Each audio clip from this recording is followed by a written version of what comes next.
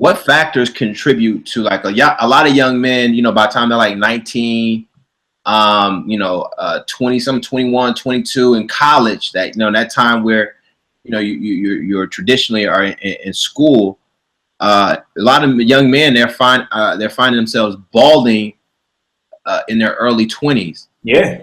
What factors are you find that are contributing? Well, the high estrogen content in the food. Okay, the high estrogen content in the food. A lot of us are eating. 20-year-olds ain't even 20-year-olds no more. 20-year-old is like a 50-year-old inside, and probably a 15-year-old in their mind.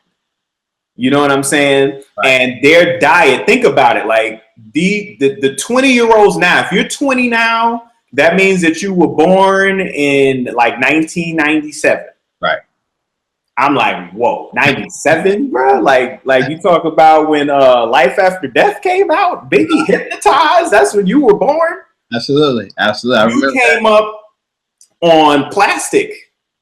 Everything is synthesized now. Like when I was coming up, that's when the transition was taking place. I remember a time where you could look at a Snicker bar or candy or any chip at the store, and it has basic ingredients that you could recite. Now everything is plastic, everything is artificial. So when you have somebody who has been living through their whole prepubescent life and adolescence, eating plastic garbage and trash with their youth, encapsulating them in a force field to keep them protected. Right. When you hit 20, you're starting to get to that 25, because 25 is the plateau. Okay, once you hit 25, that's when now you start counting to 30, and then 30, then you're like, wait, I'm gonna be 50 soon. Like that's when you start kind of diving. I'm not saying you can't reverse age. I'm not saying you can't eat better and get your youth back. I'm not saying that you could stay like a 35 if you do it right. But I'm saying in terms of average people, a 20-year-old is dealing with so much chemical garbage inside of their body that they're lucky that's the only thing that they're dealing with at that time. But I know majority of it has to do with the testosterone suppressors. Say that again, testosterone suppressors. Okay? Wow. Like remember, testosterone is a controlled substance. Right. Wow. Okay, I can't go and just get me a bunch of testosterone, start taking. Yo, if I take it, then I'll go crazy up in here, like I'll be the Hulk. Nobody can tell me nothing, you know. So you gotta be careful with it. So they don't want any men to stand up and start being a man around here. Not in this world. Right. Look at what's going on. They about to legalize pedophilia. Okay, no man is gonna let that happen. I'm sorry. Nah. So how do you effeminize a population? You do it through their food. You do it through the water. You do it through the chemicals. You do it through the chemtrails. You do it through all that stuff. And all of these factors end up affecting the youth in different ways. Now with them, in addition to that, I think it has a lot to do with ejaculation, because that's usually an age where for a man, like sex really goes through the roof. Right.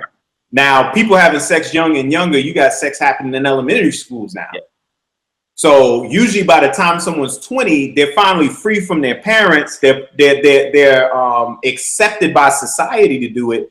And they're constantly ejaculating, which is that is our seed of God. Like when we talk about Jesus being the seed, Jesus is sperm. The story of Jesus is the rising of the semen up the Kundalini until Mount Gargartha, which is the skull, where you raise to enlightenment. Right. Okay? I know that's a little bit besides the point. No, not at all. But just so you know, the more you ejaculate, the more you expel your seed. Now, I'm not saying you can ejaculate, but come on now. How much porn exists now? Like, I mean, when I was younger, porn was a cassette tape. Right. Meaning, if you don't have your own room and a lock on the door and something to turn the music up, like there's no way you're gonna put a cassette tape at a VCR with that loud sound and the tracking. And no, you know. Then the DVDs, but now you have internet porn where you could be on your phone and look at whatever you want to look at. What does that mean? That means that it induces dopamine. See, Instagram, Facebook is dopamine. It is a new dope. It's an electronic, cyberkinetic, wireless dope where we are now able to get stimulated by a bunch of stuff and have dopamine rushes. How does that affect us? Well, if I'm looking at porn consistently and I'm looking at what all these women is doing, then when I get with a woman, I'm going to want her to do that. And if she's not able to do that, then I actually am more attracted to a computer than I am a woman. And when you look at a lot of these old computer guys, they're usually big, fat, bald people. Yeah. You know what I'm saying? So no offense to anyone overweight that is balding, okay, that happens to be on a computer. That was just me, you know, making a point, but not to personally offend you. However, we have all these factors that contribute, you see what I'm saying, into it. And it's really, to sum it up, the 20-year-olds, the youth, are deteriorating or bleeding, okay, quicker than they are replenishing or patching up the cut. And that gets expressed in different ways as they get older, with a large majority of them being, you know, hair. Got it. So would you, so with the ejaculation or the masturbation, does that, so that does affect, you know, that affects someone hair going, they're balding, that affects. Hell yeah. Yo, 1 drop of semen equates to, I think, 100 drops of blood. Wow. Huh? Wow. Yes. Like, remember, like, come on, y'all. Let me get in the camera. We have the ability to create life. Do you understand? Not just life. We don't just have sex with a woman and give birth to a fucking rat. Okay, a shrimp or roaches. No. We give birth to other humans. That is powerful. A being that grows and lives on its own. What is the factor that allows this to happen? Well, it's the infinite resources of the woman's egg. And it's the spark of life that we give by way of our concentrated blood and brain fluid. Wow. So if you're constantly releasing, you're going to feel that. Right. You're going to feel it in so many different ways. You see what I'm saying? So there's ways to have sex without ejaculating. And ejaculation and an orgasm are 2 different things. Okay? Because you have an orgasm and then you nut.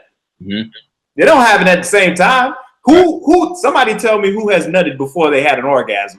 Please raise their hand and let me know. I'm gonna check the messages. I don't. You know what I'm saying? I needs to know who you are. But no, orgasms come first. And because they're so intense, there's such a huge surge of dopamine and electricity that is occurring. Like, as men, as people that ain't really trained in the art of sex, because we're not raised and taught how to hold a woman, penetrate a woman, take care of a woman. We're just not. We learn from porn. We learn from older brothers. We learn from experience. You see what I'm saying? But we're not taught, you know, the art of it and what to do. You can have an orgasm and you can hold your ejaculate. You can turn your ejaculate inward.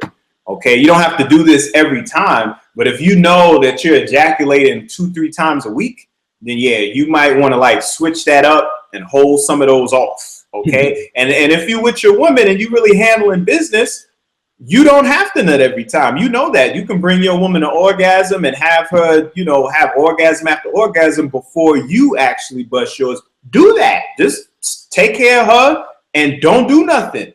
And watch how your day goes and watch what happens the next day. Everything will be popping. Everything will line up because women and men induce electromagnetics and quantum effects when we make love. And when we give our energy to the woman, or rather when we induce the energy in a woman without us expelling our charge, then we benefit. That's usually when women are laid out. You see what I'm saying? That's usually when they laid out, they want to go to sleep, but we up and we wired now. Right. You see? Yeah, that's how you'll get that beard to drop. Get real burly up in here. So everybody gonna go on sabbaticals. I bet they.